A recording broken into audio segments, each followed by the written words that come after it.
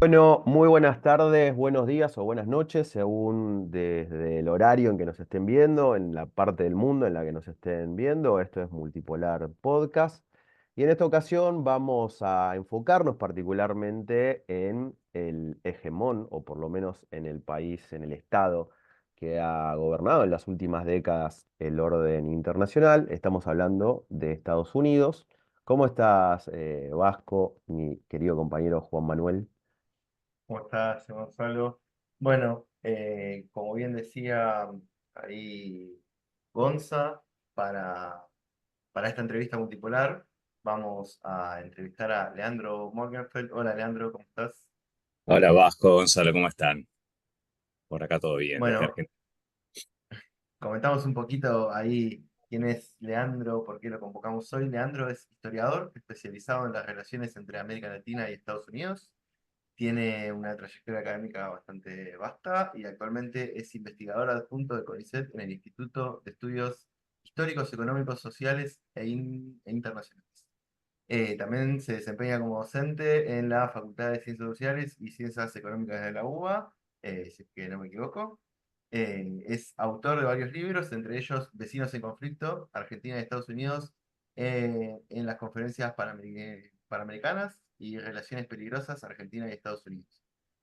También tenés un libro reciente que es Nuestra América frente a la doctrina Monroe, ¿no? Entiendo. Ujú. Y bueno, después recomendamos también el blog de Leandro por si quieren leer varios de los artículos e investigaciones que él hace, que es Vecinos en Conflicto. Si lo googlean así con ese nombre, ya lo van a encontrar y ahí van a encontrar todos los artículos actualizados que él viene desarrollando. Bastante interesantes, varios de esos los leímos justamente para poder pensar un poco la entrevista de hoy, algunas de las preguntas y ir viendo los temas por los cuales íbamos a ir rondando. Así que bueno, ahí lo dejo a Gonzalo con la primera pregunta, que casi siempre es un poco más amplia, que es nuestra pregunta disparadora para ir ya metiéndonos en los temas que queremos ir abordando. Bien, bueno, gracias, Vasco. Lean, hay distintas perspectivas para entender el orden actual, ¿no? Algunos hablan de un orden multipolar, otros plantean que hay una especie de disputa o nueva guerra fría. Bueno, hay como distintas lecturas, pero nos interesa centrarnos en el rol de Estados Unidos, ¿no? Em, Hay una especie de consenso de que Estados Unidos ya no es lo que era, para decirlo en términos simples, pero ¿cómo podríamos caracterizar ese rol? Hay un declive de su hegemonía, ese declive es relativo, hay posibilidad de recomposición de esa hegemonía internacional, nos va a llevar a un posible conflicto bélico directo. Bueno, nos interesa saber qué lectura estás haciendo de ese rol que tiene Estados Unidos en este orden, nuevo orden o este plano internacional. Bueno, en primer lugar, gracias por la invitación, un gusto estar acá. Y bueno, es una pregunta amplia, pero me interesa, me sirve y yo soy historiador de origen y nos sirve pensar siempre los problemas de la actualidad en una dimensión estructural y en una dimensión histórico-estructural, de largo plazo. Y sin duda estamos desde principios del siglo XXI, algunos ponen la fecha el 2001, cuando fueron los atentados contra las torres en Nueva York. Otros ponen más, en más consenso, si se quiere, en la fecha de la crisis del 2008 como punto de inflexión en una nueva etapa a nivel geopolítica, a nivel global, ¿no? Si queremos el siglo XX, después de las dos guerras mundiales, Estados Unidos logró establecer, por lo menos en Occidente, una clara hegemonía. Esa hegemonía se vio reforzada después del proceso de caída del muro, disolución de la Unión Soviética en los años 90. Recuerdan ustedes un politólogo norteamericano muy citado, Francis Fukuyama, ¿no? Que dijo en los años 90, principios de los años 90, bueno, llegamos al fin de la historia. Marx había dicho que la historia era la historia de la lucha de clases a mediados del siglo XIX. Terminó, ganó el capitalismo, ganó Estados Unidos, se acabó. El momento unipolar. O algunos decían es unimultipolar porque no es tan unipolar. Bueno, esta argumentación se mostró rápidamente falaz. La década de los 90 fue una década donde hubo múltiples guerras en todo el mundo. Y ese proceso de declive de Estados Unidos, que como bien decís, Gonza, es un declive relativo, ahora lo vamos a aclarar, decir que Estados Unidos que está en un proceso de declive, ¿sí? No quiere decir que ya haya terminado ese declive, que no sea la primera potencia a nivel global, etcétera. pero ese proceso se profundiza claramente en el siglo XXI. Y la otra cosa en la cual no hay discusión, hay cada vez más consenso, es el ascenso de Asia-Pacífico y en particular de China. Es decir, hay un proceso que en los últimos 15 años se está acelerando de declive relativo de Estados Unidos y de ascenso de China. Entonces ahí se abre la discusión sobre qué escenario es el que estamos viviendo en este momento. Yo creo que hay básicamente tres perspectivas de tres posibles escenarios para sintetizarlo.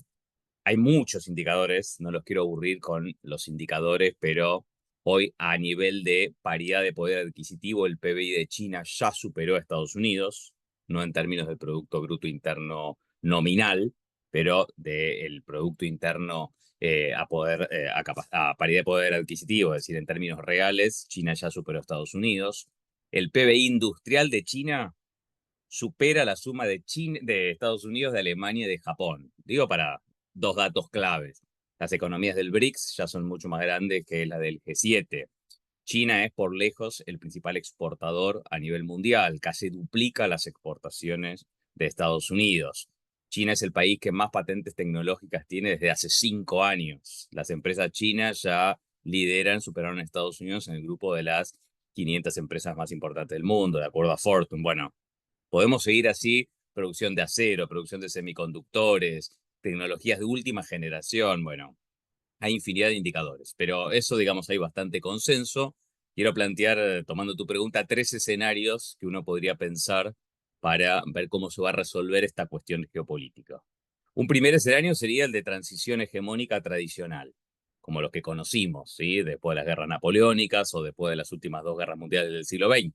Una potencia que está en un proceso de declive, como le ocurrió al Reino Unido de Gran Bretaña, que fue sin duda desde la guerra napoleónica, principio del siglo XIX, hasta la Primera Guerra Mundial, fue el siglo británico, de, entre comillas, la paz británica, ¿sí? Una potencia en los 5 continentes. Bueno, desde el 45, 1945, después de la Segunda Guerra Mundial, hasta ahora hegemonía norteamericana, ¿no? Por lo menos en Occidente, pero sin duda es la potencia hegemónica. Bueno, una puede ser un proceso de transición hegemónica.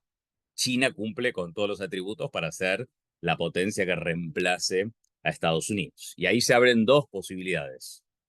Se puede dar un proceso de transición hegemónica clásico que implica ir a una guerra mundial como las que signaron todos los procesos de transición. Ninguna, digamos, potencia, superpotencia a nivel mundial nunca dejó ese lugar en forma pacífica.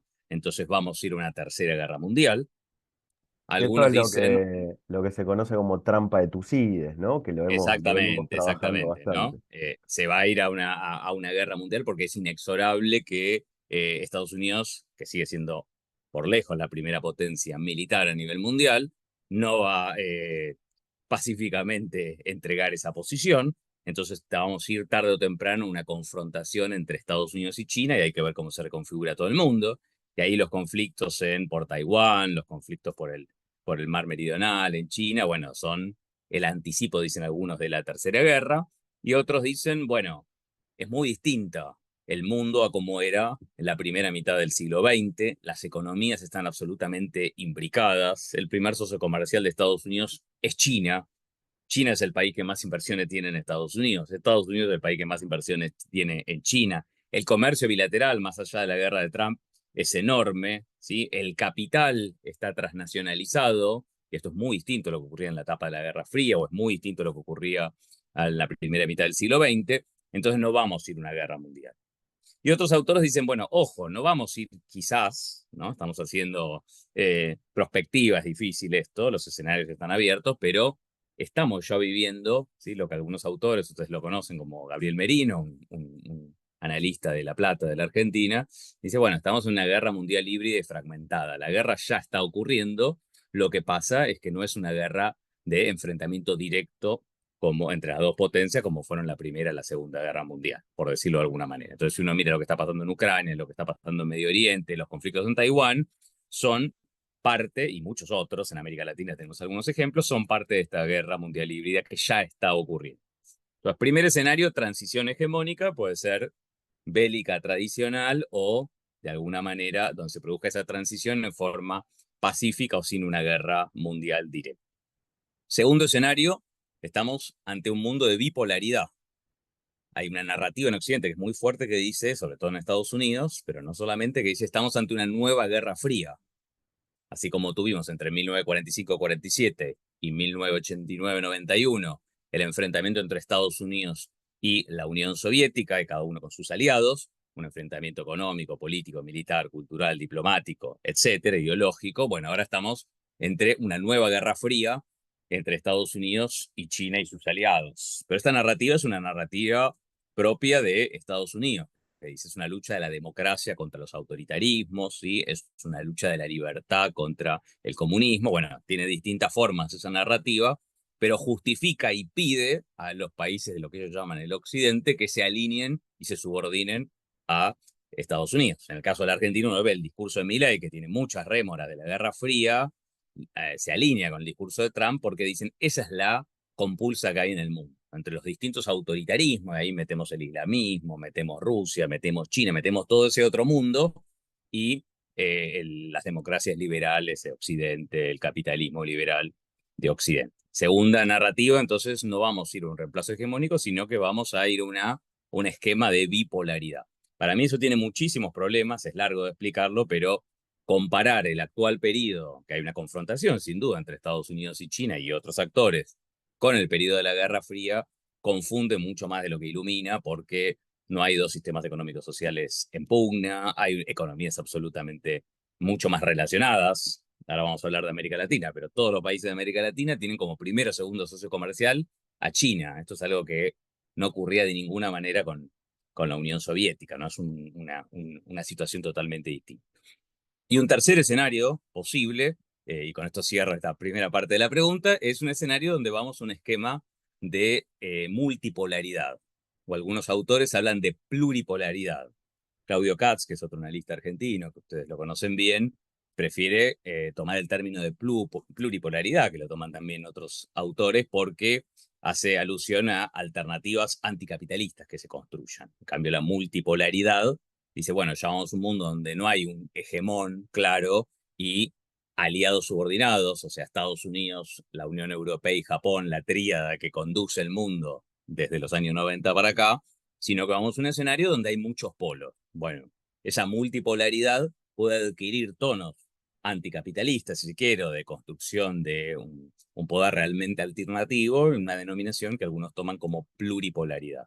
Entonces tenemos esos tres escenarios, o transición hegemónica, o bipolaridad, o multipolaridad.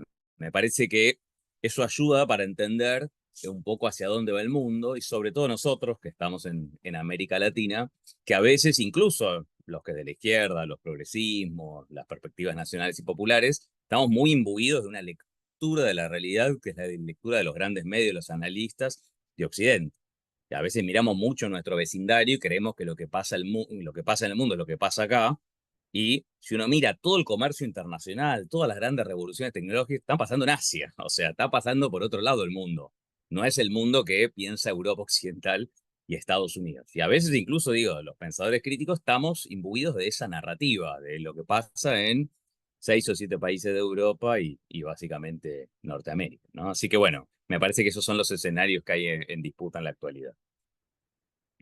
Leandro, ahí te quería preguntar, ¿qué es lo que está pasando en Estados Unidos actualmente? Y no es precisamente solamente las elecciones, eh, que es, digamos, una lista más, sino algo que ahí leyendo algunos artículos tuyos, veíamos que vos lo describís como un cambio que empieza a pasar a partir de la crisis de 2008, que desencadena un aumento en la polarización, aumento en la desigualdad, conflictos sociales de diferentes tipos, como puede llegar a ser los de sectores económicos o raciales, y además de eso, lo que denominamos una democracia desgarrada, ¿no? Parecería ser que ese bipartidismo estable durante mucho tiempo ahora tiene discusiones mucho más tensas y de escenarios de, de polarización mucho más marcada, ¿no? Entonces, ¿qué es Estados Unidos del 2008 hasta ahora? ¿Qué es lo que vos estás viendo ahí que sucede internamente?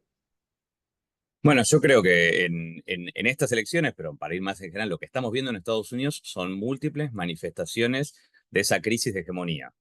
Yo estoy en un grupo de Claxo que se llama Estudios sobre Estados Unidos, que existe hace 20 años, y ya desde el primer libro que se publicó en el 2007, estaba en el grupo, se viene hablando de la crisis de hegemonía norteamericana. En ese momento era un poco más disruptivo en el debate. Hoy todo el mundo, incluso los candidatos, dice, bueno, Estados Unidos no está bien. Y esto tiene manifestaciones geopolíticas, como decíamos, pero también económicas, sociales, políticas, ideológicas y culturales.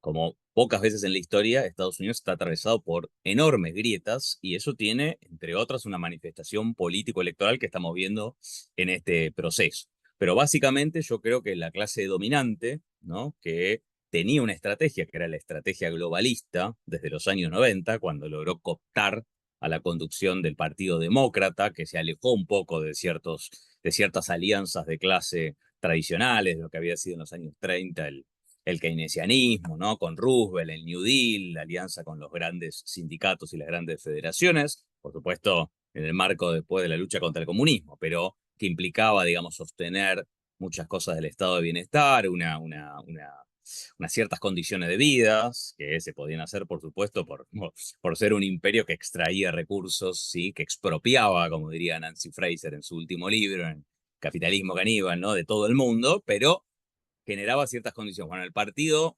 demócrata en los años 90, es decir, la etapa de los Clinton, la etapa de Bill Clinton, ¿no? Se termina abrazando, digamos, lo que conocemos en el mundo como el neoliberalismo, es decir, ser el partido del capital financiero, fundamentalmente. Y lo hace de una manera bastante particular, que tiene que encontrar una narrativa y tiene que encontrar darle algo a las bases. Entonces toma viejos reclamos, viejas luchas de los afrodescendientes, de los feminismos, de las disidencias sexuales, de los derechos de los inmigrantes, y toma esas agendas. Y se construye lo que en un artículo que también fue bastante conocido del año 2017, justo cuando asumía Trump, lo que Nancy Fraser llamó el neoliberalismo progresista, ¿no? Que parece un oxímoron, nosotros nos hace ruido porque el neoliberalismo para nosotros en América Latina son las dictaduras de los años 70, el consenso de Washington, gobiernos muy reaccionarios desde el punto de vista político y social, que además abrieron las economías, desindustrializaron, le entregaron todas las corporaciones extranjeras, achicaron los estados, ¿no? Para nosotros neoliberalismo es conservadurismo. Entonces, ¿qué es el neoliberalismo progresista? Bueno, es este proceso que se dio en Estados Unidos, pero en parte en Europa también, de tomar como agenda de esos partidos ya no los intereses de los trabajadores, los intereses de la industrialización, sino los intereses del capital financiero más concentrado, pero tomar las narrativas de los derechos humanos, de una política medioambiental, de los derechos de las minorías, en el caso de Estados Unidos, era muy fuerte de las luchas de los derechos de los afrodescendientes, etcétera, etcétera. Eso es lo que va a estallar con la crisis del 2008. El último representante de eso, si se quiere, fue Barack Obama, además, un presidente que era el primer presidente afrodescendiente, ¿no? Quizás lo que no vivimos en Estados Unidos no entendemos lo que eso implicó simbólicamente, fue muy fuerte, ¿sí? Bueno, en el 2016 aparece Trump, que dice basta, y Trump es el primer representante de la ultraderecha, lo había sido ese mismo año la opción del Brexit en el Reino Unido, que logra canalizar el descontento social los sectores medios, los sectores bajos, que cada vez viven peor, que ya no tenían esa posibilidad de ascenso social como en los 50 y en los 60 del siglo XX, y dicen, vamos a echarle la culpa, ¿sí? A esta élite, ¿sí? Y a estos inmigrantes hispanos, en el caso de Estados Unidos, que vienen a robarnos nuestros puestos de trabajo, que vienen con la teoría del reemplazo, que vienen a invadirnos, ¿sí? La narrativa de Trump, pero la narrativa de las ultraderechas también en Europa, y esa élite globalista, con lo cual van a intentar arrasar también las conquistas de todos los movimientos de este progresismo que era la cáscara, la pátina de legitimidad de esa política del globalismo neoliberal. Y eso nos genera un desafío a nosotros, ¿no? ¿Cómo hacer para cuestionar ese neoliberalismo, el globalismo, sobre todo en Europa y Estados Unidos, y abrazar, ¿sí? Un feminismo popular, la lucha por las disidencias sexuales desde un punto de vista popular, la lucha medioambiental, pero no en función del capitalismo verde, sino de justamente preservar los bienes comunes de la tierra, es decir, cómo desde nuestra América podemos romper eso que entró en crisis en todos lados y también en Estados Unidos, que es el neoliberalismo progresista. Bueno, creo que en las elecciones del 2016, después de 8 años de la crisis del 2008, se plasma con Trump, ¿sí?, esta idea de que alguien que es un representante conspicuo de las clases dominantes en Estados Unidos, es decir, un jerarca de las inversiones inmobiliarias en Nueva York, un multimillonario, además que era muy cercano a los Clinton, habían estado en su casamiento, digamos, al Partido Demócrata, que va a competir por el Partido Republicano, que logra ganar esa interna del Partido Republicano y dice, voy a ir contra la casta, ¿no? Como Milei diría la casta en la Argentina, voy a ir contra el pantano de Washington, contra esa élite, ¿sí?, que está socavando ese Estados Unidos de oro que teníamos en los 50 y en los 60, ¿no? Y logra el apoyo de un sector importante, incluso de los trabajadores tradicionalmente sindicalizados del cinturón del óxido, que dicen, bueno, este tipo está hablando de reindustrializar Estados Unidos, este tipo está hablando de mirar al norteamericano promedio, al norteamericano que ha sido olvidado por estas élites culturales de Nueva York, de San Francisco, de Chicago, y logra Trump una cosa muy inteligente y muy cínica, por supuesto, que es canaliza ese descontento, no hacia el 1% del cual él es parte, que son los responsables de que Estados Unidos cada vez sea más desigual, que haya más de 45 millones de pobres, que haya millones de personas sin ningún acceso a los sistemas de salud, que estén quienes quieren estudiar en la universidad mega hiper endeudados. Bueno, canalizar ese descontento hacia esas élites, como si él no fuera parte de esas élites, y hacia los inmigrantes.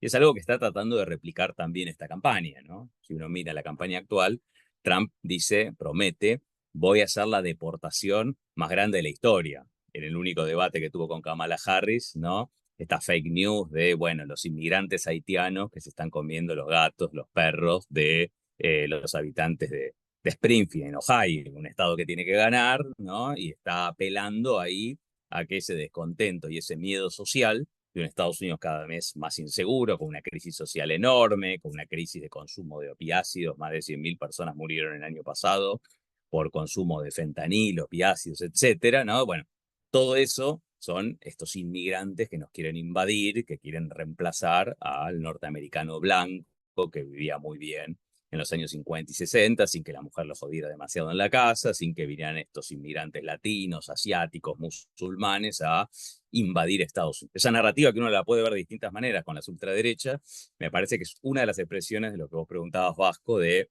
cómo se ve la crisis. La crisis es que Estados Unidos está desindustrializado, que el salario mínimo no crece hace muchísimos años, que es un país cada vez más desigual, y es un país donde el sueño americano ya para millones y millones de personas no se puede cumplir. Entonces yo creo que la narrativa de los dos candidatos, porque Kamala Harris es parte del gobierno, es la vicepresidenta, pero se presenta como la candidata del cambio. En las dos narrativas, Estados Unidos está perdiendo su lugar en el mundo, Estados Unidos está cada vez peor, tiene un problema de infraestructura, tiene un problema de trabajos, etcétera, y plantean dos soluciones distintas, ¿no? La globalista y la solución neoaislacionista, con una política económica muy neoliberal. El problema que tiene Trump es que ya no puede hacer lo que hizo hace 8 años de presentarse como lo nuevo, bueno, a ver qué va a hacer, porque ya gobernó Trump. Entonces, él fracasó también en su estrategia de decir, bueno, vamos a una guerra comercial contra China y vamos a un repliegue reindustrializador de Estados Unidos que genere mejores condiciones. Eso no lo hizo, no lo logró en su gobierno, como tampoco lo logró Biden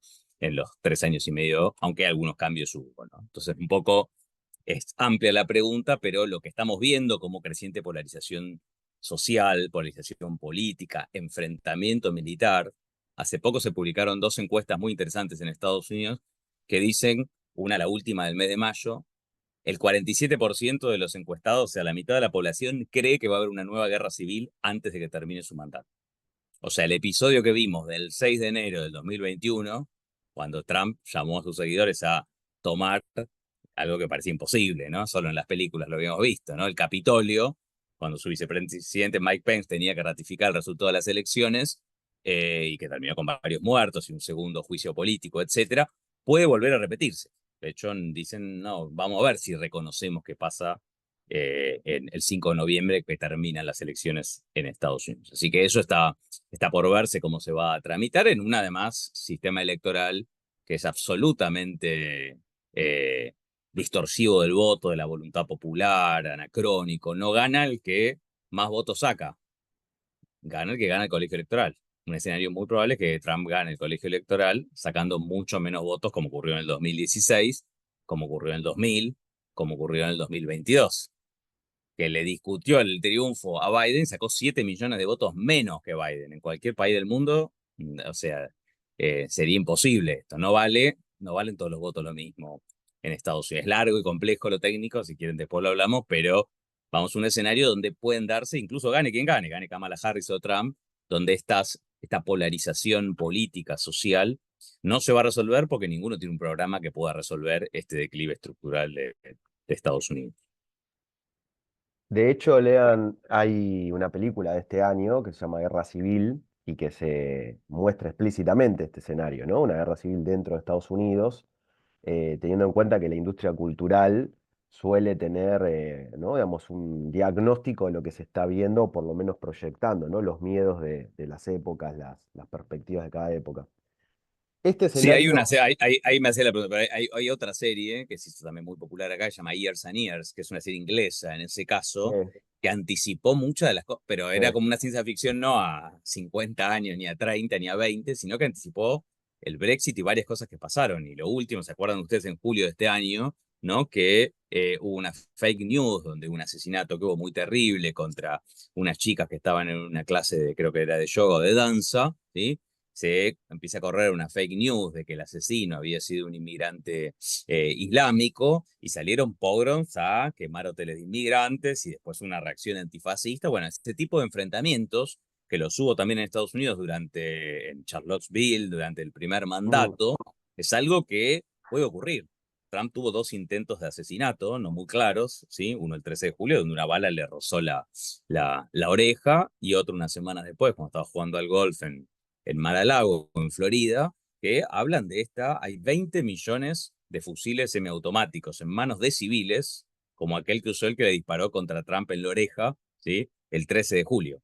Hace 30 años eran 300.000 nada más. Ahora hay 20 millones de esos nada más en manos de civiles. Es una sociedad armada hasta los dientes y con una larga historia de violencia política. 4 presidentes asesinados en ejercicio, 3 o 4 presidentes más que recibieron balazos en ejercicio, pero no fueron asesinados. O sea, lo de Trump, esto que ocurrió el 13 de julio, no es una anomalía, sino que es más bien una constante en los últimos, desde que asesinaron a Lincoln, ¿no? Los últimos 150 años, 160 en Estados Unidos. sí, Sí, perdóname la... claramente. No, no, no, es que los datos que traes incluso nos permiten ver ese elemento, ¿no? Como una constante, además de las masacres, ¿no? Dentro de escuelas, cines, etcétera, etcétera. Pero ahora me interesaba ver cómo por lo menos estas dos narrativas que vos explicaste bien, si tienen, dos estrategias, ¿no? Internacionales. Vos las denominabas como una globalista, que entra en crisis, o por lo menos se expresa de los 90 con los demócratas, esta estrategia neoaislacionista o bilateralista, ¿no? Digamos que intentó llevar adelante Trump, y que parecería tener dos tácticas diferenciadas, ¿no? Una más ligada a un soft power, ¿no? Tratando de generar reforzar los mecanismos institucionales internacionales, la ONU, el Banco Mundial, el FMI, y la otra directamente yendo en contra de esa institucionalidad, ¿no? Trump criticando la Organización Mundial de la Salud, cuestionando hasta incluso el G7, ¿no? Digamos que era de reciente instrumentalización. Pero eso no parece coincidir con América Latina, ¿no? Es como que hay un Trump que parecería tener una táctica de máxima presión en América Latina, mientras desciende en el resto del mundo, ¿no? No nos olvidemos que fue a Corea del Norte, una política antibelicista, mientras en el famoso patio trasero incrementaba la presión, y unos demócratas que parecerían tratar de estabilizar América Latina, habilitando gobiernos populares, progresistas de los últimos 5 años, mientras radicalizan la estrategia bélica a nivel internacional. Entonces ahí hay como una serie de cuestionamientos y cruces que a veces no quedan claros, porque dicen, no, bueno, pero Trump quiere negociar con los rusos, pero sin embargo plantea cambiar la embajada, ¿no? a Jerusalén, en Israel. Y a veces algunos se van mareando entre esos vaivenes. ¿Vos cómo explicarías estos elementos? Porque hay varios cruces ahí, ¿no? Entre lo que Sí. pasa con una táctica en el mundo, lo que pasa en América Latina y cómo eso se da de forma cruzada entre estas dos narrativas o estas dos estrategias. Bien, está buenísima la pregunta, es más complejo, diríamos, como siempre, y es esto, a ver, primero eh, estamos simplificando en uno más aislacionista y en otro más globalista, son simplificaciones, en general también, esto es otra cosa que ocurre mucho en la prensa o en ciertos análisis más de tipo político que exageran las diferencias entre demócratas y republicanos. Nosotros en el grupo de Claxo siempre decimos, primero lo que hay que decir es que en los últimos 70, 80 años priman las continuidades y las estrategias comunes por sobre las diferencias, sobre todo con América Latina. Ahora si querés vamos al último libro que es sobre la doctrina Monroe, hay una estrategia de últimos 200 años, que después tiene diferencias, pero hay una estrategia de continuidad, ¿sí? Bien, después hay diferencias, son absolutamente distintos y si gana Kamala Harris ahora, si gana Trump, Estados Unidos va a ir por un lado totalmente distinto, no, ya lo vimos con Biden y lo vimos con Trump, para dar algunos ejemplos, no son totalmente distintos. No un objetivo estratégico que es el mismo, tanto a nivel global como hacia América Latina. Después hay tácticas distintas o modalidades distintas o énfasis distintos, con sus contradicciones. Ahora vamos a ver por qué. Pero eso es lo primero que hay que decir. Lo segundo es decir, son lo mismo. No son lo mismo internamente, no son lo mismo lo que va a representar en el resto del mundo si gane uno y otro, y no es lo mismo para América Latina. Y ahora vamos a ver por qué, incluso con algunas cosas contradictorias. Pero decíamos, la estrategia de Obama, ¿sí? Fue vamos a contener a China, o sea, el enemigo era China, ¿sí? Pero con mega acuerdo de libre comercio. ¿Se acuerdan que cuando fue incluso Hillary Clinton su primera secretaria de Estado, decía, vamos a firmar el transatlántico y el transpacífico, los dos sin China, para acercar a China y que China tenga que aceptar las reglas del comercio mundial, que no es solo el comercio, en la OMC y en esos acuerdos se discute inversiones, se discute todo, ¿sí? Dejando a China afuera, ¿sí? Pero obligándola, sobre todo un proceso de transición al capitalismo más rápido en China, que la obliga a China a meterse en la globalización con las reglas que dicte Estados Unidos. Esa estrategia fracasó por múltiples razones, pero en la campaña del 2016, tanto Trump como Hillary Clinton tuvieron que decir nos vamos a ir del acuerdo transatlántico del Transpacífico. Que Trump le decía, pero si vos fuiste la que negociaste el transatlántico. Bueno, ¿por qué? Porque eso estaba provocando una relocalización de las industrias en Estados Unidos y eso estaba siendo muy impugnado no solo por Trump, sino también por Bernie Sanders, que fue el gran contendiente de Hillary Clinton. Esa desindustrialización de Estados Unidos para el capital financiero más concentrado, provoca una desindustrialización, una crisis de Detroit, de las automovilísticas, etcétera, y por lo tanto una caída de la calidad de vida. Entonces, esa estrategia fracasó. La estrategia de Trump fue otra. Vamos a ir a una guerra comercial, como vos decías, con negociaciones bilaterales. Se fue esos dos acuerdos de libre comercio que se cayeron. El ALCA se cayó porque le dijimos no al ALCA acá en Mar del Plata, pero los otros dos, en los cuales había algunos países de América, en el Transpacífico, se cayeron y fue una estrategia, como vos decís, de pugna bilateral. Y vos fíjate que Kissinger, que además fue secretario de Estado, premio Nobel, lo conocemos porque fue uno de los artífices del soporte al golpe de las dictaduras en América Latina, la de Pinochet, la de Videla en la Argentina, es un gran estratega y se juntó con Trump, ni bien ganó y varias veces en el primer año que asumió. Y le dijo esto, nosotros tenemos que hacer lo mismo que hicimos con Nixon cuando yo era secretario de Estado, que fue evitar que Rusia y China estén juntos. ¿Qué hizo Estados Unidos en los años 70?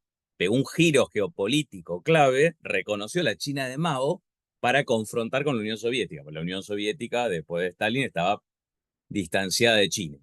Reconoció a la Unión Soviética, a la China de Mao, incluso Nixon viajó allá para provocar un split, una separación entre la Unión Soviética en ese entonces y China. Kissinger dijo, hay que hacer lo mismo, pero ahora al revés.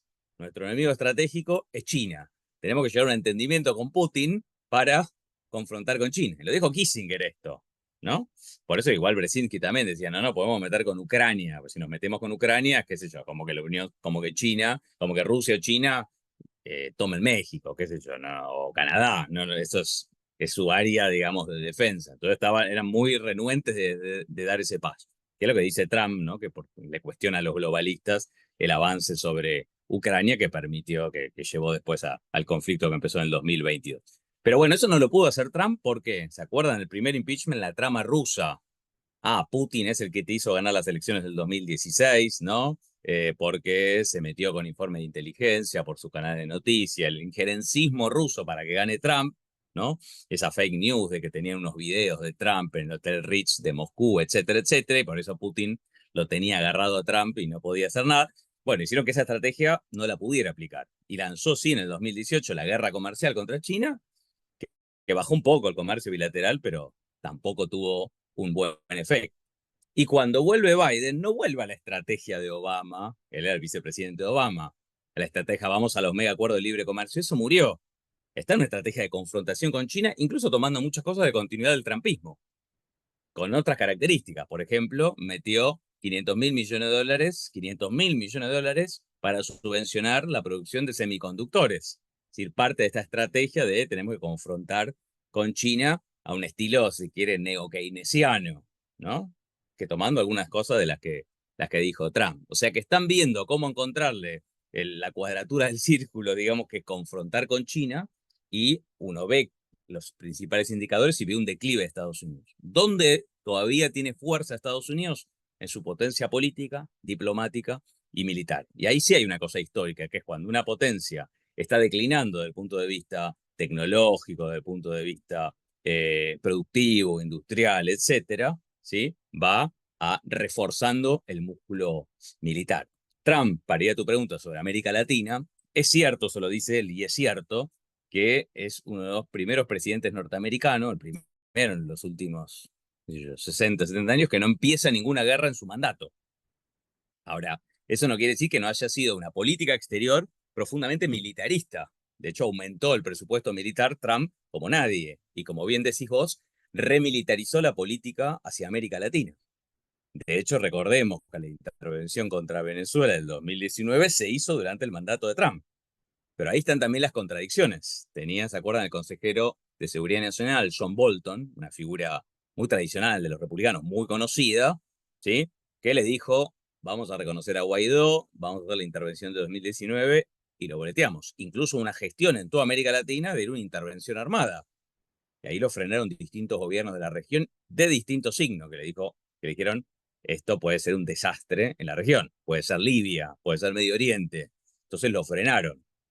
Y Trump se termina mucho después peleando con Bolton, donde dijo, lo termina echando y terminan muy, muy malos términos, y dice, me quería llevar a 4 guerras, no a una. Irán, Venezuela, llevar a la guerra de Ucrania. Entonces, hay contradicciones. John Bolton, si querés, es un tipo de la vieja escuela, un tipo con una política exterior muy militarista, que lo tuvo de consejero de Seguridad Nacional. Es la figura clave para determinar la política, o una de las figuras clave para determinar la política exterior. Y terminó yéndose del gobierno de Trump. O sea, no son homogéneos los gobiernos. Si uno mira cómo va cambiando los gabinetes, incluso una sola presidencia como fue la de Trump, que duró, que duró 4 años. Yo creo que la estrategia de Trump es una estrategia de mayor repliegue en un plano, sin dejar de ser Estados Unidos potencia, pero le dice a los otros países de la OTAN, sobre todo a los europeos, suban ustedes sus presupuestos militares para que yo soy la policía del mundo, pero les doy seguridad a ustedes. Bueno, financienlo ustedes, no lo voy a financiar yo solo. Y sabe el costo de la guerra, pero qué sé yo, ¿qué le dice a Biden? Te retiraste de Afganistán en el 2021 con helicópteros saliendo mientras los talibanes estaban tomando la embajada norteamericana en Kabul, una imagen que nos remitió al retiro de Vietnam en los años 70, una vergüenza para Estados Unidos, etcétera. Pero ¿quién había negociado esa retirada? Trump. El que firmó esa retirada y la negoció, después le tocó hacerlo, le tocó, y en términos para Estados Unidos, eh, muy deshonrosos, digamos, porque estuvieron 20 años interviniendo un país, ¿sí? Después de los atentados, 20 años, y se terminaron yendo, y el poder, por primera vez en este país, lo tomaron, lo asumieron plenamente los talibanes, que además es un país clave por la ruta de la seda, que además empezó a tener mucho más vínculos con China. Es decir, bueno, hay un intento con las dos estrategias, una más de repliegue, que por qué en América Latina se refuerza más, porque lo que dice Trump no es aislacionismo como era a principios del siglo XIX, eso no existe. Es, bueno, reforcemos en nuestra área de influencia el hemisferio occidental, como se llama el continente americano, y no nos metamos en Ucrania, que es el área de influencia de Rusia. Entonces vamos a negociar y cada uno refuerza el poder, el control, el dominio imperialista en su región. Eso se traduce en más dureza en América Latina. Por eso cuestiona la distensión en cuanto a las sanciones económicas que, con idas y vueltas, el gobierno de Biden estableció contra Venezuela. Por eso tuvo Trump una política muy agresiva contra Cuba. Estamos en el proceso de distensión que había iniciado Obama, ¿no? Porque todos los países de América Latina decían no más cumbre de las Américas sin Cuba, normalización de relaciones diplomáticas. Vino Trump, Marco Rubio, toda la gente más antirrevolucionaria. O sea, en América Latina una política muy dura. Pero, matiz, llega Biden y no fue el Biden del gobierno de Obama, de bueno, volvemos con Cuba a permitirle que... No, primera cumbre de las Américas, echó a Cuba, echó a Venezuela y a Nicaragua. Ya no un país, como buena parte de sino 3 países. Y esto llevó a Andrés Manuel López Obrador con un gesto muy digno, es decir, si no van estos países que habían sido readmitidos, Cuba había sido readmitida en el 2015, no voy. Y cuando no fue México, se acabó la cumbre de las Américas, esa cumbre que se hizo en Los Ángeles. Y además no fue el presidente de Bolivia, faltaron 9 mandatarios, o sea, que dijeron los países del ALBA, dijeron, si no van estos 3 países, nosotros no vamos. O sea, fue un fracaso. Segundo ejemplo, digo, podría seguir, pero para que se entienda. Plantea una política así de mayor convergencia con gobiernos socialdemócratas, fue con el de Alberto Fernández, con Lula ahora, después de mucha tensión con Bolsonaro, que tenía como principal aliado a Trump. Eso es cierto, ¿sí? Pero al mismo tiempo hay una remilitarización de la política hacia América Latina que continúa. O el principal puntal de la política norteamericana es el Comando Sur, es Laura Richardson, que viaja por toda nuestra América diciendo lo que nosotros venimos diciendo hace muchos años. El litio, el petróleo, el gas, la biodiversidad, los glaciares, lo queremos para nosotros. La última estrategia de seguridad nacional de Estados Unidos fue el 2022, gobierno Biden, y dijo, China y Rusia son influencias malignas en la región, no lo vamos a dejar avanzar más. O sea, y eso es con un gobierno demócrata. Entonces, eso va planteando los matices. Por supuesto, en esta énfasis en un soft power, poder blando, poder duro, etcétera, los dos tienen las dos cosas, pero hay énfasis distintos. En una política migratoria, bueno, Trump dice megadeportación, estigmatización, que eso tiene consecuencias en la vida de millones de personas, no es menor. Pero Biden está teniendo una política también muy dura contra los inmigrantes. Más allá que hay un discurso mucho más humano y menos bestial que el de Trump, pero no hay ahí tampoco dos modelos o dos, si queremos, objetivos distintos. Está el mismo objetivo, pero con distintos énfasis. Leandro, ahí ya metiéndonos mucho más en América Latina, que ya lo venimos haciendo un poco, eh, ¿cómo vos ves que conviven estas dos estrategias en América Latina? Y hay 3 países que te queríamos preguntar centralmente.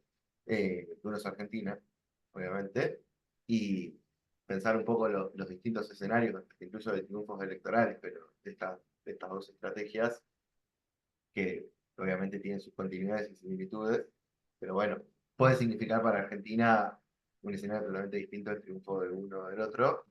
Y los otros dos son, bueno, México es uno que vos mencionaste, que parecería ser un poco más ambiguo, digamos, quién le genera un peor escenario, eh, o quizás algo indistinto. Y el otro es Brasil también, que, bueno, obviamente potencia sudamericana, con el gobierno de Lula actualmente, con una situación de crecimiento económico, de una aparente estabilidad económica.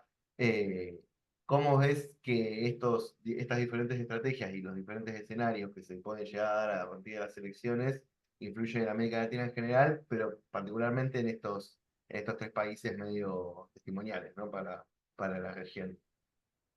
Bien, ahí tomo esta pregunta, Vasco. Antes, para enmarcarla, con Gabriel Merino escribimos un artículo que fue publicado en una revista de Venezuela que plantea lo que nosotros identificamos como 4 estrategias de inserción internacional y de política exterior en pugna en América Latina del 2015 para acá.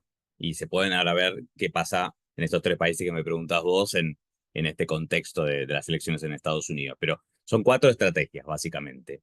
Una era la de gobiernos de derecha tradicionales, ¿sí? El de Piñera, si queremos, en Chile, o los gobiernos antes de AMLO, en Peña Nieto, qué sé yo, en México, muy, muy claros, que es la manera de vincularlos con el mundo es adherirnos, abrazarnos a esta globalización neoliberal que estaba en ascenso, vía los mega acuerdos de libre comercio, los tratados de libre comercio, los TLC famosos, y nosotros tenemos que sumarnos a una estrategia aperturista de ser parte de esta globalización que es benéfica, que nos va a traer inversiones, nos va a traer más comercio, más exportaciones, etc. Era la estrategia, digamos, globalista, ¿sí?, de los gobiernos de las derechas tradicionales que teníamos, que tanto con demócratas como con republicanos iban bien porque, si queremos, hasta el 2016 no había esa impugnación por parte de Estados Unidos. Después había, si queremos, 3 estrategias distintas, una que emergió más posteriormente, que tenía, digamos, que cobró un nombre posterior con el Brasil de Bolsonaro, que era la estrategia unilateral, ¿sí?, despreciamos también esta globalización, las instancias multilaterales que eran despreciadas por Estados Unidos, pero para defender su unipolaridad, ¿sí? Y tenemos que establecer relaciones bilaterales. Entonces Bolsonaro al principio dice, bueno, a mí no importa toda esta institucionalidad de Naciones Unidas, de regionalismo, sino que yo voy a tener un vínculo bilateral con Trump. Sería el reflejo, digamos, de la política de Trump, solo de que un país absolutamente subordinado. La estrategia unilateral, unipolar, pero desde nuestra América. Que tuvo, nota al pie para pensar a la Argentina, tuvo muchos matices, incluso en el propio gobierno de Bolsonaro, cuando le dijo, bueno, vamos a darle la espalda a los países árabes, vamos a darle la espalda a China, desde el vicepresidente para abajo se le plantaron y dijeron de ninguna manera. Entonces Bolsonaro ni siquiera se fue de los BRICS, es más, recibió a todos los jefes de los BRICS en una cumbre en Brasil. Cuando le dijeron, bueno, vamos a pasar la capital, vos lo mencionabas, como hizo Trump, la capital de Brasil a Jerusalén, lo frenaron. Entonces ahí ver también las contradicciones que hay en las propias alianzas de gobierno, incluso en gobiernos tan autoritarios, ultraderechistas como el de Bolsonaro. Esas son 2 estrategias, digamos, de los sectores dominantes. Y hay 2 estrategias alternativas que también tienen sus matices, que son las estrategias que pugnan por un multilateralismo, pero no el multilateralismo unipolar de Estados Unidos, que son defendamos las instituciones de la posguerra que dominamos, organismos financieros, la OEA, la ONU, etcétera, etcétera, sino un multilateralismo que cuestione ese orden unipolar. Y ahí se abren 2 distintas. Una, la de las estrategias de los gobiernos progresistas, de izquierda, como los querramos llamar, nacional populares, uno podría pensar en Lula y los Kirchner acá, que no implicaban, si queremos, un desarrollo antisistémico o antiimperialista, y una segunda estrategia que era la del bloque del ALBA, el bloque bolivariano, que planteaba esa impugnación, pero planteando tenemos que construir esa multipolaridad, es decir, un multilateralismo que construya una pluripolaridad, mejor dicho. Esas 2 últimas estrategias en algunos casos convergieron. Si queremos, es anterior a esto que te digo el 2015, pero el no al ALCA fue los 4 países del Mercosur junto con Venezuela, que todavía no eran miembro pleno, diciendo nos oponemos a esta estrategia de Estados Unidos. Bueno, en muchos momentos vemos cómo estas estrategias confluyeron en otros momentos. Bueno, esas 4 estrategias en pugna se fueron modificando. Las derechas que plantean firmemos mega acuerdo de libre comercio, bueno, esa inserción internacional está un poco diluida porque ya ni desde Estados Unidos ni desde Europa se sigue planteando. Si queremos, lo último fue Macri, el acuerdo, impulsemos el acuerdo Mercosur-Unión Europea, ¿no? Pero bueno, ese acuerdo ahora está frenado porque tiene serias resistencias en Europa. Bien, las otras 2 estrategias, ¿sí? Son estrategias que nosotros tenemos que plantear cómo pueden converger en algún punto, por lo menos tácticamente, y cómo pueden desplegar una política exterior, ¿sí?, que permita avanzar en la integración regional. Yendo a eso, bueno, yo creo que los 3 ejemplos los ejemplos que mostrás, empiezo por el primero, el de Argentina. Argentina tuvo, después de un gobierno como el de Alberto Fernández, que es un gobierno con una alianza donde no pudo profundizar o no pudo avanzar con casi nada en lo que planteó de impugnación del periodo anterior, ¿sí? Tuvo algunas cosas interesantes de política exterior, pero más allá de eso, no avanzó, como la característica de todo su gobierno, ¿sí? Bueno, le permitió ese no avance, esa impotencia, generar un descontento que, al igual que ocurrió en Estados Unidos, con sus singularidades, pero muy parecido, encontró un outsider que logró canalizar ese descontento y tirarlo contra lo que se llama acá, lo que ellos llaman acá en la Argentina, contra toda la casta, con un programa absolutamente reaccionario desde el punto de vista social, político, ideológico y cultural, y desde el punto de vista económico, y que además plantea una política exterior, ¿sí?, absolutamente sometida a Estados Unidos. Se referencia en las relaciones carnales de Menem de los años 90, pero es infinitamente más profundo. Pero, al igual que ocurrió, no al igual, pero también como vimos que ocurrió con Bolsonaro, está encontrando sus límites en la realidad. O sea, le dio todo a Estados Unidos y no están llegando ni las inversiones ni el financiamiento requerido. Entonces, en las últimas semanas, para los que no son de Argentina y están viendo, bueno, el gobierno que dijo que nunca iba a negociar con comunistas, el gobierno que sacó a la Argentina de los BRICS, al cual debía haber entrado en enero por gestión y presión de Lula en el marco de los BRICS, etcétera, ¿no? Está diciendo, bueno, vamos a ir con China, al final no son tan malos, nos renuevan el swap de moneda, estamos negociando que vengan inversiones, ¿no? Un baño de realismo que muestra que incluso el gobierno más subordinado a Estados Unidos de la historia argentina, yo a eso me dedico de toda la historia argentina, ¿sí?, está diciendo, bueno, la realidad es un poco más difícil de nuestra sobreideologización de la política exterior. Bueno, en el caso de México, México es particular porque ingresa, ¿sí?, a la oleada, a lo que si uno piensa en oleadas, a lo García Linera, digamos, en América Latina, ingresa en forma mucho más tardía. De hecho, el triunfo de AMLO y su asunción en el 2018 es cuando empieza lo que se llama la segunda oleada de gobiernos progresistas. O sea, México no participó de la primera. México es un país que después de la firma del NAFTA, del Telecán, del Tratado de Libre Comercio de América del Norte, en el año 94, cuando se levantan los zapatistas, tiene una economía absolutamente imbricada con la economía norteamericana. El 80% de sus exportaciones, ¿sí?, en los últimos años iban para Estados Unidos. Tiene una complejidad muchísimo mayor, pero a mi juicio, digo, no me quiero meter en análisis en profundidad que no conozco, que los mexicanos conocen mucho más, ha cumplido con una parte de su programa y esto le ha permitido, después de 6 años, a pesar de infinitas presiones internas y externas, hacer algo que cuesta mucho en todo el mundo y más en América del Sur, que es construir un nuevo liderazgo, ¿sí?, que pueda, Claudia Sheinbaum, que acaba de asumir, que pueda ganar, que pueda haber arrasado en las elecciones y que pueda incluso seguir con reformas como el proyecto de reforma judicial, digamos, que tanta resistencia tenía, ¿no? O sea, nos está mostrando en América Latina que la idea de ser más tibio, más de centro, más condescendiente con el poder para no irritar a las derechas o a las ultraderechas, era una estrategia equivocada, si queremos, en América del Sur. Bueno, el caso de Lula, para el tercero, es un caso más complejo también, porque es un caso de cómo se logró enfrentar a un gobierno muy virulento, muy de ultraderecha, ¿sí?, con una alianza con parte de los sectores incluso que habían impulsado el golpe contra Dilma en el 2016. Es decir, una alianza con algunas fuerzas políticas, sociales, económicas, que incluso habían sido parte del golpe de Estado, que tuvieron que aceptar que el liderazgo de Lula, si el cual había sido proscripto, era el único que podía pegar un giro en una situación, y permitió, ¿sí?, una derrota histórica, ¿sí?, del bolsonarismo hace 2 años, ¿no?, con una situación todavía política abierta, cosa que podemos ver en las últimas elecciones municipales de hace algunos días en Brasil, ¿no? Un intento de Brasil que está tratando de, en esta segunda, entre comillas, oleada nacional, popular, progresista o de izquierda en América Latina, que incluya mucho más gobiernos que en la primera oleada, pero con una posibilidad de transformación social, de cambio, de radicalidad,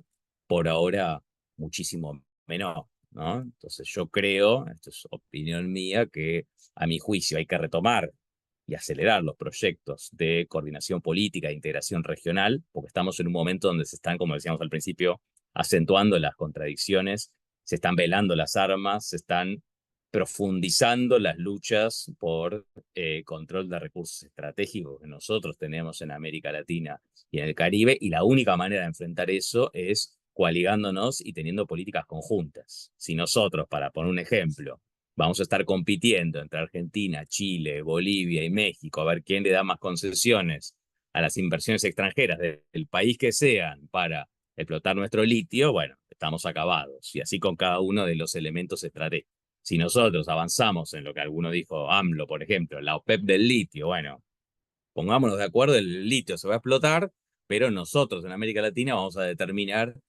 con qué condiciones, cómo se reparte esa renta, cómo hay transferencia tecnológica, cómo hay industrialización y no solamente exportación de recursos básicos sin ningún proceso interno, etcétera, etcétera. Si eso lo hacemos desde el punto de vista de la defensa, desde el punto de vista monetario, desde el punto de vista de las infraestructuras, desde el punto de vista de la salud, de la educación, bueno, ahí me parece que podemos trazar un proyecto de integración regional que sea apropiado por los pueblos de nuestra América. Si no, parece muchas veces, ¿no? Cuando uno discute con movimientos sociales, políticos, los temas de política exterior, de integración, algo medio superestructural, que está tan alejado de las tremendas necesidades que tienen los pueblos de nuestra América que no son tomados como propios.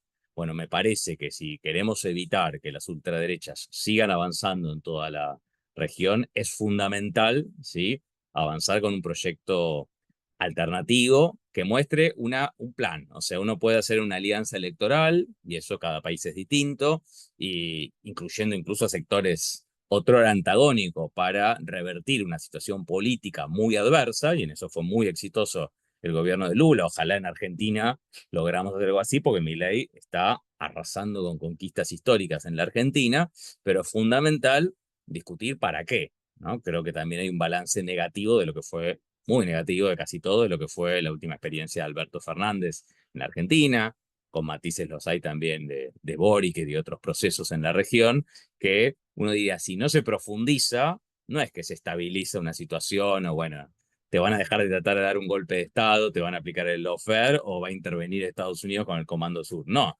te llevan por delante. Entonces el que no avanza, retrocede. Me parece que hay algo de la experiencia de México con sus matices y que no conozco y que no voy a profundizar, pero una experiencia que dice, bueno, si vos sacás a millones de personas de la pobreza, como pasó en su momento con el kirchnerismo, como pasó con Lula, bueno, eso tiene después un correlato claro, un correlato electoral, ¿no? Para simplificar algo que es más complejo. Pero digo, si cumplís en una política económica, en una inserción internacional, en una política soberana que se traduzca en beneficios para la mayor parte de la población, bueno, eso te va a permitir avanzar hacia una integración y un proyecto de transformación social más interesante. Si no, si todo el tiempo estás no construyendo por relaciones de fuerza, sino avanzando por temor, por debilidad política, bueno, estamos viendo en todos lados, porque también en Chile, en Brasil, no solo en la Argentina,